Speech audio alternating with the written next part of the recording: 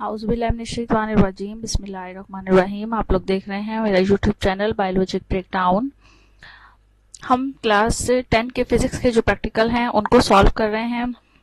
Physics के practical में पहला प्रैक्टिकल हम सॉल्व कर चुके हैं जो पेंडुलम से रिलेटेड है। आज जिस प्रैक्टिकल को हम सॉल्व करेंगे वो है रेजिस्टेंस से रिलेटेड। तो इसमें इस प्रैक्टिकल में जो सेक्शन ए है उसमें क्वेश्चन पूछा गया है कि a student measure resistance of 3 resistors R1, R2 and R3 to study resistors in series circuit.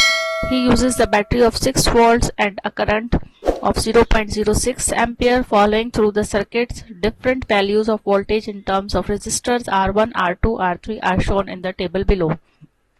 आपको जो चीजें गिवन है इस प्रैक्टिकल में वो आपको डायग्राम दी गई है। हो सकता है कि आप लोगों का जो प्रैक्टिकल पेपर में आए उसमें डायग्राम आपको ड्रॉ करने के लिए दी जाए।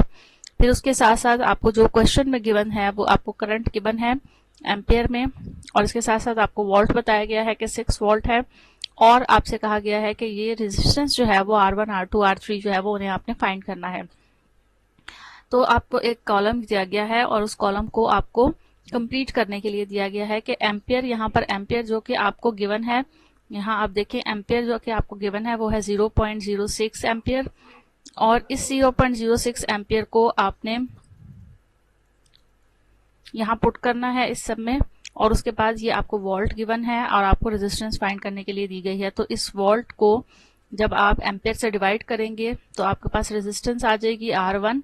इसी तरह से ये V2 आपको दिया गया है, इस V2 को जब आप इस एम्पियर यानी इसे करंट से डिवाइड करेंगे तो आपके पास R2 रेजिस्टेंस आ जाएगी, और सेम बिल्कुल इसी तरह से आपको V3 दिया गया है जो कि वोल्टेज है थ्रू रेजिस्टर्स R3 का। तो जब आप इस वोल्ट को इस एम्पियर इस करंट के साथ डिवाइड करेंगे, जो कि हमारा फॉर्मूला है V divided by R, I जो है वो R is equal to V divided by I। तो हम इस V को, इस वोल्टेज को इस करंट के साथ यानी I के साथ जो है वो डिवाइड कर देंगे तो हमारे पास R3 रेजिस्टेंस जो है वो आ जाएगी। और इसी तरह से हमने इक्विवेलेंट रेजिस्टेंस फाइंड करनी है जो कि सीरीज में है। तो जब आपको क्वेश्चन में सीरीज में कहा जाए तो आपको याद रखना है कि R बराबर है R1 plus R2 plus R3, यानी तीनों को सीक्वेंस में सीरीज में लिखना है आपने। तो आइए हम इसका सॉल्यूशन देखते हैं कि इसके सॉल्यूशन में क्या क्या वैल्यूज जो है वो हमें मिलती हैं। आप लोग काइंडली इसको सॉल्व करके खुद भी देखिएगा।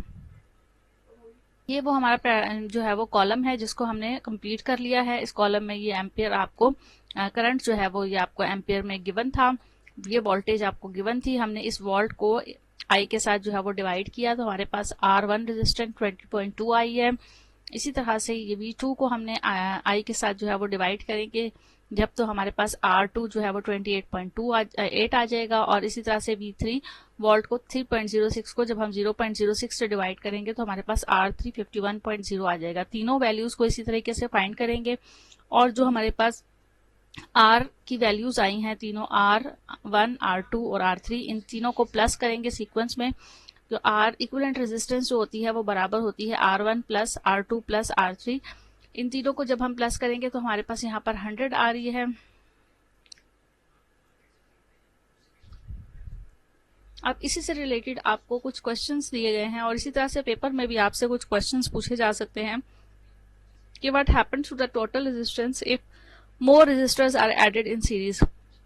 अगर सीरीज में हमने यहाँ पे 3 है हमारे पास, अगर हम R4 ऐड कर दें, R5 ऐड कर दें, R6 ऐड कर दें तो क्या होगा। अगर ज्यादा रेजिस्टर्स ऐड कर देंगे सीरीज में तो क्या होगा। तो उसका आंसर ये है कि total resistance increase as more resistors are added in series since the total resistance in the sum of the individual resistance.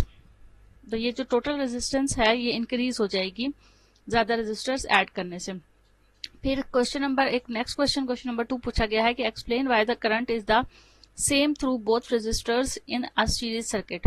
तो इसका आंसर हम ये लिखेंगे कि in a series circuits the same current flow through all components because there is only one path for the current to flow. Series circuit में जितने भी same current flow होता है, जितने भी कंपोनेंट्स हों सीरीज में,